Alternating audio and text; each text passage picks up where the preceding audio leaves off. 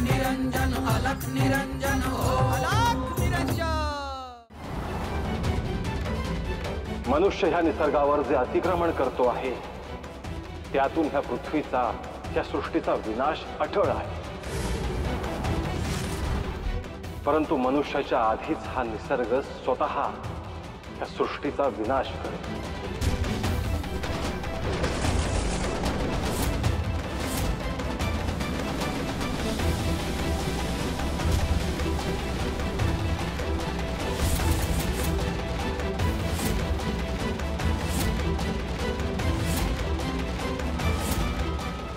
आपण सांगता आहात त्याप्रमाणे घडलं तर हे चित्र खूप भयावह दिसतं आहे। या सृष्टीचं हेच भविष्य आहे का? निसर्ग चक्रामध्ये संतुलन असणं फार गरजेचं असतं गोरक्ष। आणि निसर्ग स्वतःचं संतुलन स्वतःच राखत असतो। त्यापुढे सृष्टी कशी असेल गुरुदेव? हा 100 वर्षांचा काळ लोटल्यानंतर या पृथ्वीवर पुन्हा पाऊस पडायला सुरुवात होईल। आणि तो पाऊस इतका असेल की पुढचे 100 वर्ष तो सुरू राहील। आणि मग पुढे हळूहळू जीवसृष्टी अस्तित्वात येईल। ह्या प्रतिकूलतेच्या काळात मनुष्य फक्त एकाच गोष्टीमुळे तरू शकतो, ती म्हणजे परमशक्तीचे ध्यान करणे आणि नामस्मरण करणे। अर्थातच हा काळ अत्यंत खडतर असा असणार आहे। 72 कोसांमध्ये साधी मनुष्य वस्ती देखील दिसणार नाही अशी परिस्थिती निर्माण होईल। आणि ह्या सगळ्या परिस्थितीला स्वतः मनुष्यच जबाबदार असणार आहे।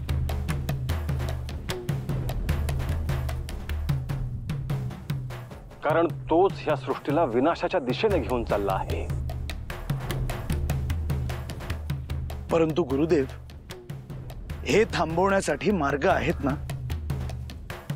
झाडं जर वाचली तर हे सगळं थांबू शकेल ना? होय गोरक्ष, परंतु हे मनुष्याला समजेल का? आता हे मृत झाडच पहा, जसं हे जिवंत झालं तर त्याच्याकडे पक्षी यायला लागले, सूक्ष्म जीव यायला लागले। मनुष्य हे कधी समजून घेईल की झाड तुमच्याकडून कधीच काही घेत नाही, उलट ते तुम्हाला भरभरून देतच असतं।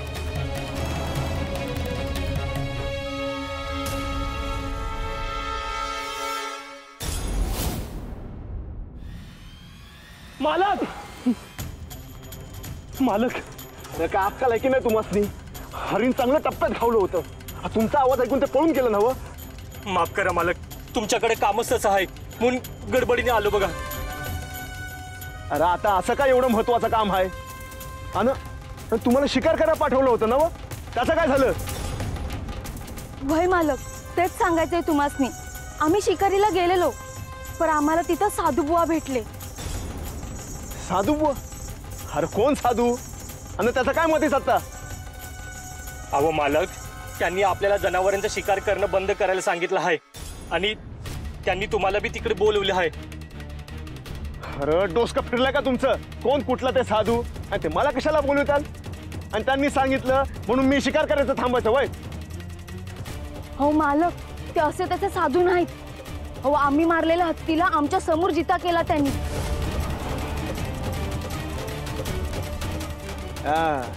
तुम्हाला शिकार मिळाली नाही त्यामुळे काय बाई खोटं नाटं सांगू नका। आणि मी असल्या साधू बुवांवर विश्वास ठेवत नाही। अहो मालक, आम्ही खरं बोलतो या। बस, मोरा बोलायचं नाही। जी कामं दिलेत ना ती गपगुमान करा। अरे जर आपण जनावरं मारलीच नाहीत तर त्यांचं कातडं, त्यांची दातं नगरात इकायला पाठवलीच नाहीत तर आपल्याला धन मिळणार नाही।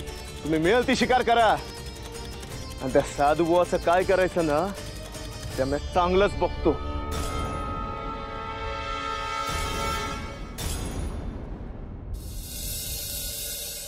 श्रीपाद, बंगारप्पांनी हे सगळं का सुरू केलं असावं रे? कदाचित त्यांच्या मनात श्रीपादबद्दल आकस असावा. लोक त्याचा आदर करतात हे त्यांना पाहवत नसावं. अहो, पण गावातले लोक श्रीपादला मान देतात. याचा कुणाला इतका त्रास होत असेल याची कधी आपण कल्पना सुद्धा केली नव्हती. आई, आपल्या सोबती हर एक स्वभावाची माणसं असतातच. अरे पण त्यांच्या मनात तुझं वाईट व्हावं असा विचार का यावा? आई, बंगारप्पांचा अहंकार दुखावला आहे. लोक त्यांच्या पाया न पडता एका लहान मुलाच्या पाया पडतातच कसे असं त्यांना वाटतं आहे. त्यामागे त्यांच्या मनात तुझ्याविषयी असणारा भाव आहे. पण ते हे पाहू शकतच नाही. त्यांना केवळ माझे बाल स्वरूपच दिसते आहे. पण माझ्या या रूपावरून त्यांनी माझ्याविषयी मत तयार करायला नको होतं. त्यामुळे आकाश त्यांच्या मनात घर करून राहिला आहे.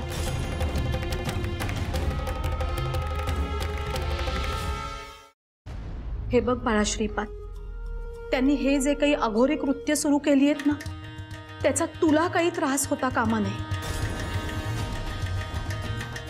आई, तू माझ्यावर विश्वास ठेव. असं काही होणार नाही. जसं शुभ केल्याने शुभ घडतं तसं वाईट केल्याने वाईटच घडेल. त्याचा प्रत्यय बंगारप्पांना लवकरच येणार आहे.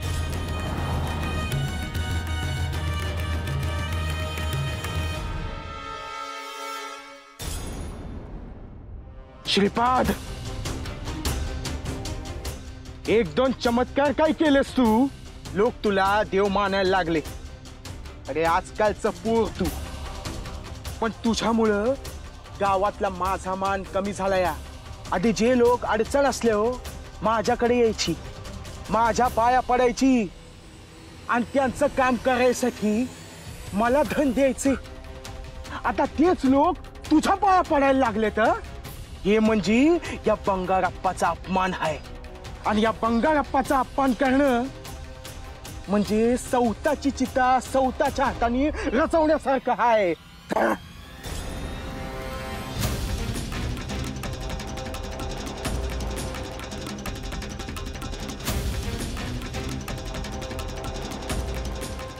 श्रीपाद, तुला या गावात देव म्हणून मिरवायचं आहे ना, आणि लोकांच्या मनात बी राहायचं आहे ना. पण लोकांच्या मनात राहण्यासाठी तुला आधी चित्त राहायला लागेल.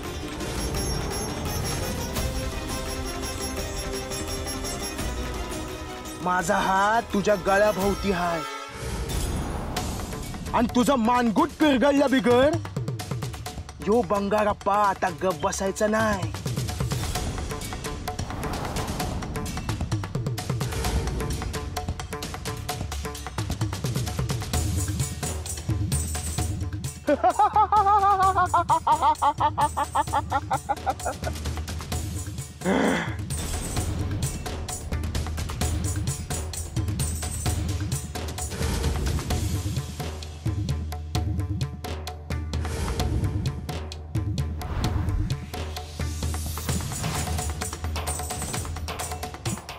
कल्याणी, हो काय झालं?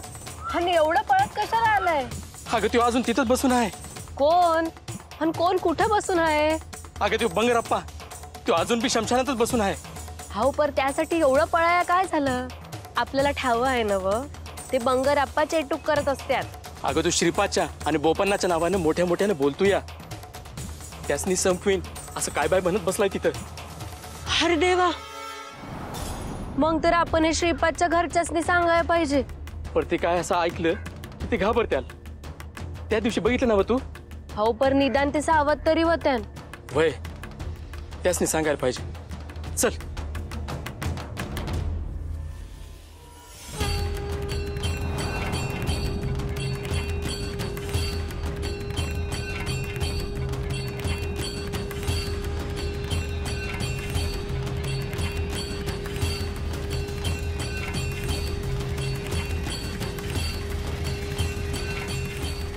शुभम भवतु. अरे श्रीपाद, मी आता येताना बंगरापासनी शमशानात बघितलं. तुझं वाईट व्हावं म्हणून ते काहीतरी विधी करत बसल्यात. काही परीत घडाया आधी त्यासनी अडवाया पाहिजे श्रीपाद. त्यांना अडवण्याची मला आवश्यकता वाटत नाही. त्यांच्या कृत्याने मला काही होणार नाही. पर श्रीपाद, ते काहीतरी आघोरी करत होते. ज्यांच्यामध्ये शुभ कार्य करण्याचं बळ नसतं, ज्यांच्या मनात शुभ कार्य करायची इच्छा नसते, त्यांच्यासाठी अशी अशुभ कार्य करणं सोपं असतं. पण बंगारप्पांना हे ध्यानात येत नाही की त्यांचं कृत्य पूर्णतः व्यर्थ आहे.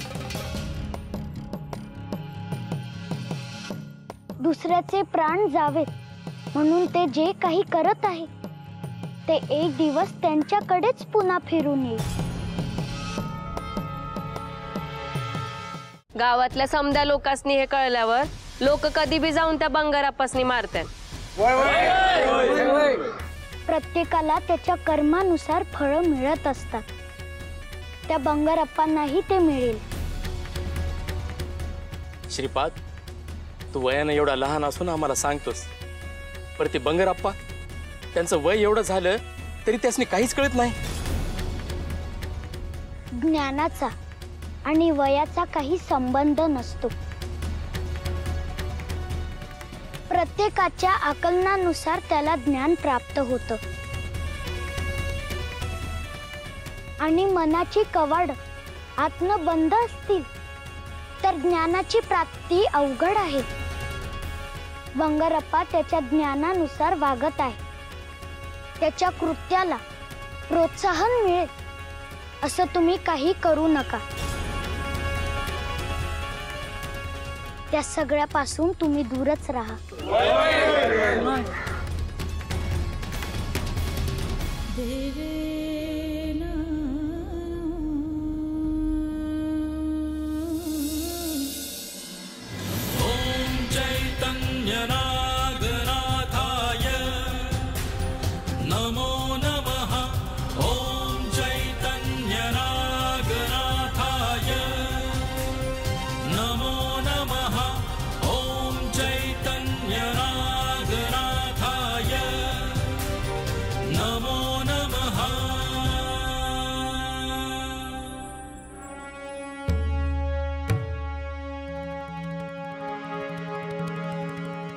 शुभम भवतु.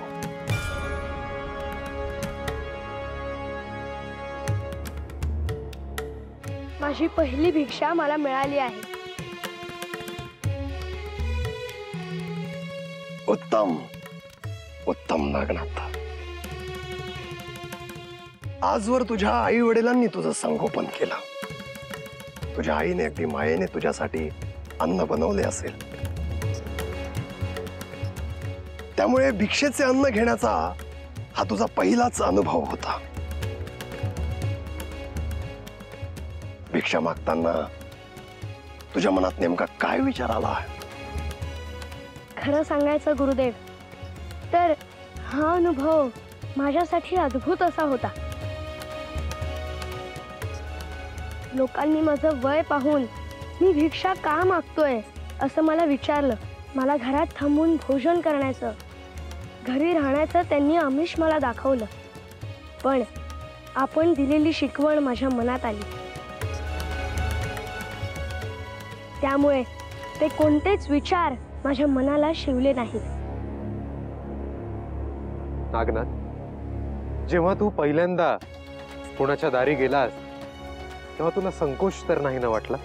संकोच असं म्हणता येणार नाही, पण एका क्षणी माझ्या मनात आले की मी ही भिक्षा का मागतोय. पण पुढच्या क्षणी तो विचार माझ्या मनातून नाहीसा झाला. गुरुदेवांनी सांगितल्याप्रमाणे आपण कोणाकडे काही मागण्यासाठी नव्हे तर भिक्षा देणाऱ्याला पुण्यफळ द्यायला निघालो आहोत. नागनाथ, नाथ संप्रदायात असलेला भिक्षेचा संस्कार तू उत्तम पार पाडला आहेस. नागनाथ, नाथपंथाचे कार्य करण्यासाठी भविष्यात तुला एकट्यानेच भ्रमण करावे लागणार आहे. त्यामुळे मिळालेल्या भिक्षेतूनच तुला स्वतःलाच अन्न तयार करावे लागेल. कानिप तुला आता सहाय्य करेल, परंतु पुढे तुला ते एकट्यानेच करावे लागेल. जशी आज्ञा गुरुदेव. भस्मांकित शिव स्वरूप ललाटी शोभते त्रिपुंड सिद्ध योगी वितरागी धग धगते तेज कुंड सज्जनासी संजीवन दुरितांचे निर्दालन जगदोद्धारास्तव जणू प्रकटति नवनारायण. सृष्टीच्या स्पंदनात काळाच्या मंथनात दुम दुमतो दुम दुमतो दुम दुमतो दुम दुमतो एक नाद व्यापुनी त्रिभुवन. अलख निरंजन अलख निरंजन अलख निरंजन हो आदे. अलख निरंजन अलख निरंजन अलख निरंजन हो. अलख निरंजन अलख निरंजन अलख निरंजन हो आदे. अलख निरंजन अलख निरंजन अलख निरंजन हो. अलख निरंजन.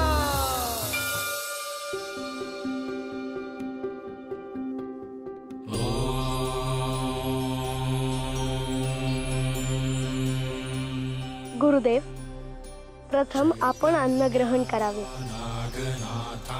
नागनाथ, माझे आणि कानिपचे आता उपवास सुरू आहे. तू खाली बैस आणि अन्न ग्रहण कर.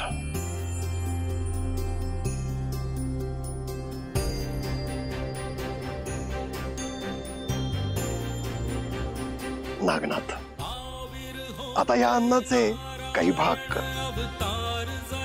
एक पशुपक्ष्यांसाठी, एक देवता आणि सर्व चेतना शक्तींसाठी,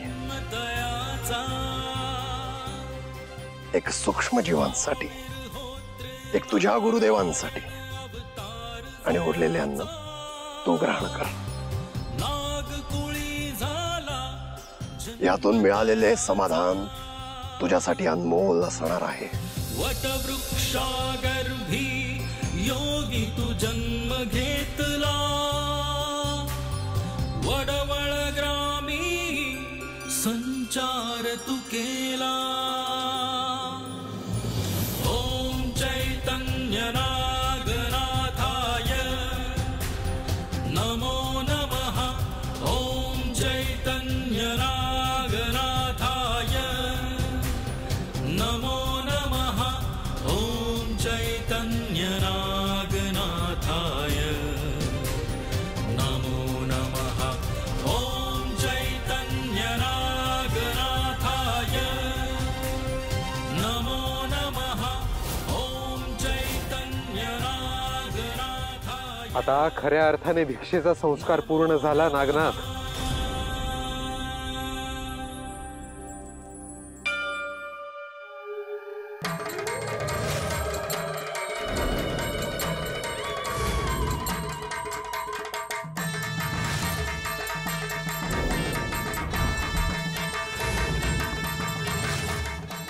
श्रीपाद, तू इथे का आलायस? मला ठाऊक आहे तू मला घाबरलायस ना, म्हणून तू माझी माफी मागायला आलायस ना. मी इथे तुम्हाला सावध करायला आलो आहे. तू काय सावध करणार मला? उलट माझ्यापासूनच जपून राहा. तू इथे यायला नको होता. हे सर्व काही का करत आहात बंगारप्पा? तुझ्या प्रश्नांना उत्तर द्यायला मी बांधील नाही. तू इथे आलास म्हणून मी तुझ्याशी बोलत आहे. या कलियुगात सत्याचा विजय होत नाही हे मला जाणवलं, म्हणून मी हा मार्ग निवडलाय. आपण चुकीचा विचार करत आहात बंगारप्पा.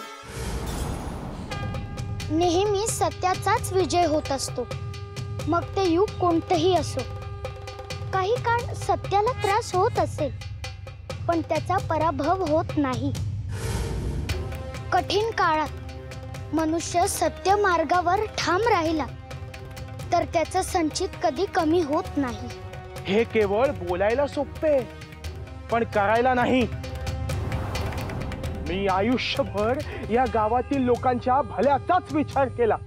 माझ्या बुद्धी चातुर्याच्या बळावर इतर नगरांमध्ये मला अधिक धन मिळाले असते, पण या लोकांसाठी मी त्याचा त्याग केला. आणि त्याच्या बदल्यात या लोकांकडून मला काय वागणूक मिळाली? लोक माझ्या समोर तुझ्या पाया पडायचे. अरे एवढासा लहान मुलगा तुला लोक देव मानायला लागले. हा माझा अपमान आहे, आणि म्हणून या सगळ्या लोकांसमोर मी तुला शरण यायला भाग पाडीन, आणि तेव्हाच गप्प बसेन.